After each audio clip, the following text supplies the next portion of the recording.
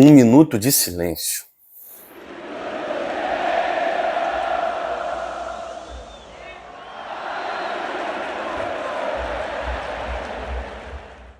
O futebol brasileiro está morto. Esse foi o grito entoado pela torcida argentina ao final do baile, da aula, não sei nem mais substantivos para o que aconteceu ontem na partida entre Brasil e Argentina. Mas a torcida que lotou o Marco Monumental, ela tem razão. Um minuto de silêncio é tempo demais. Em um minuto, o futebol brasileiro pode simplesmente se transformar no futebol uruguaio, colombiano. Isso em termos de federação, tá? Aqui não estamos falando dos clubes brasileiros que dominam a Libertadores, que dominam o cenário socioeconômico, que dominam os cenários esportivos pela América do Sul. Aqui nós estamos falando de trabalho de base. Aqui nós estamos falando de trabalho de confederações, de federações, um trabalho institucional. É isso que nós estamos falando. E nesse sentido, o futebol brasileiro perdeu o seu respeito.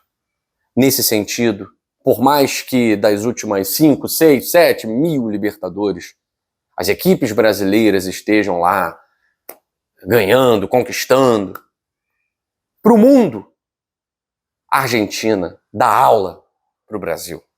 Para o mundo inteiro, o futebol argentino é muito superior ao futebol brasileiro. Um minuto de silêncio, o futebol brasileiro está morto. Está morto mesmo. Porque não é dentro de campo que está morto. Está morto fora. Está morto fora. É inacreditável que após uma gestão tão ruim do Edinaldo Rodrigues, ele seja candidato único.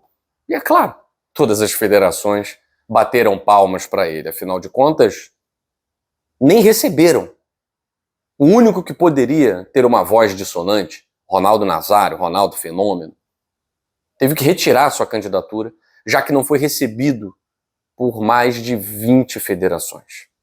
Se eu não me engano, 23 federações sequer receberam o Ronaldo para ouvi-lo, ouvir os seus projetos. E Edinaldo Rodrigues estará aí, por mais tempo, para fazer o futebol brasileiro passar mais vergonha. Porque não tem gestão, não tem organização.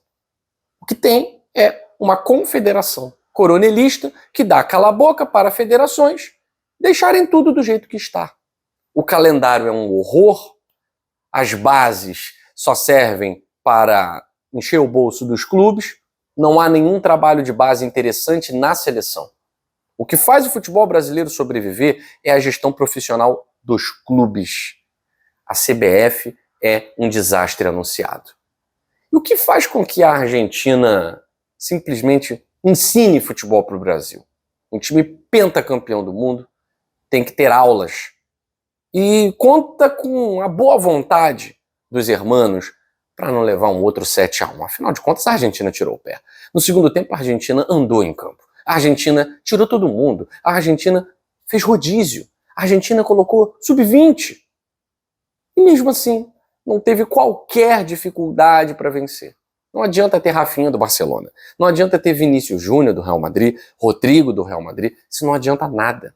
Se você, fora de campo, não tem quem faça esses caras jogarem. A Argentina, ela tem uma organização tática que não interessa se o Messi, o Di Maria, o Depou, não interessa quem está jogando. A ideia de jogo está lá.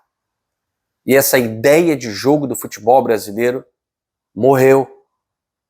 A torcida argentina e os jogadores que fizeram uma bonita festa dentro de campo, afinal de contas, os irmãos estão classificados para a Copa do Mundo, e o Uruguai vai para a Copa, o Brasil vai para a Copa. Ir para a Copa não é exatamente o problema nessas eliminatórias. A questão é, vai fazer o quê na Copa? Porque essa seleção não tem condições de competir com nenhuma outra grande seleção do futebol mundial. A gente viu isso ontem. Foi constrangedor. Foi humilhante. Depois do 7-1, foi a partida mais constrangedora. Vinícius Júnior não teve coragem de olhar para as câmeras. Ele sai de cabeça baixa. Ali ele fica pensando, será que eu sou mesmo esse grande craque? Mas você é um grande craque.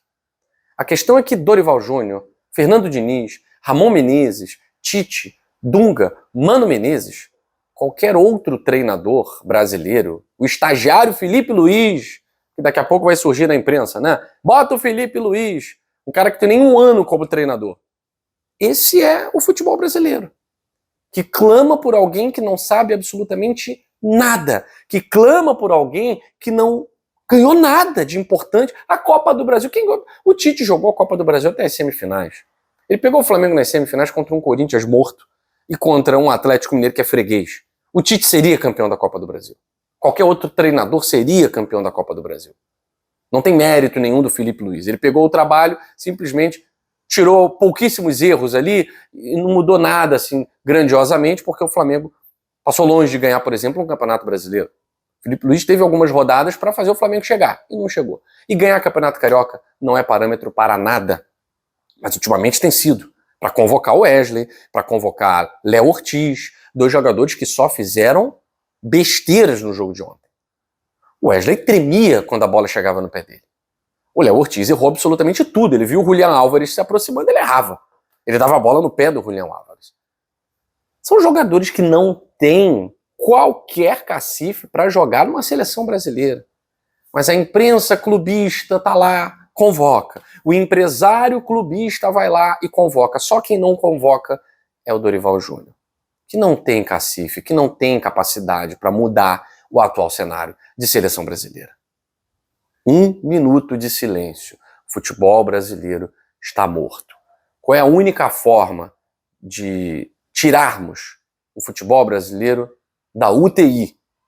Lamentavelmente, precisamos dar alguns passos para trás para depois andar para frente. Qualquer técnico de uma escola portuguesa, qualquer técnico de uma escola de sucesso europeia teria que topar o projeto. E um técnico que pudesse impor aos jogadores respeito. Um técnico que só de olhar os jogadores brasileiros, marrentos por natureza, indisciplinados, olhassem e respeitassem. Isso não acontece com o Dorival Júnior. Eles não enxergam um vencedor, por mais que o Dorival tenha títulos importantes no futebol brasileiro. Para a realidade do futebol brasileiro, o Dorival é muito bom. O Fernando Diniz foi campeão da América. Mas isso não é suficiente para enfrentar as grandes escolas do futebol mundial. O futebol argentino exporta treinadores. O futebol brasileiro, não mais. O futebol argentino, ele exporta ideia de jogo. O futebol brasileiro, raramente. Não conseguimos competir. O que a Argentina fez conosco ontem é um choque de realidade. É o que qualquer grande seleção europeia pode fazer. E aí nos iludimos, nos apegamos a amistosos. Ah, mas no amistoso contra a Inglaterra. Ah, mas no amistoso contra a Espanha. Vivemos de ilusão. Amistoso é uma coisa. Quando tá valendo, quando a bola rola, é o que a gente tem visto nas eliminatórias. Uma das piores seleções do mundo, mesmo com grandes jogadores do futebol mundial. Não conseguimos vencer a Venezuela nessas eliminatórias. Isso é sintomático. O Brasil não venceu a Venezuela. Foram 2 jogos e nenhuma vitória. O Brasil não venceu o Uruguai. Foram 2 jogos e nenhuma vitória. O Brasil não venceu a Argentina. Foram 2 jogos e nenhuma vitória. Não fosse um gol aos 53 minutos, o Brasil também não teria vencido a Colômbia. Essa é a nossa realidade.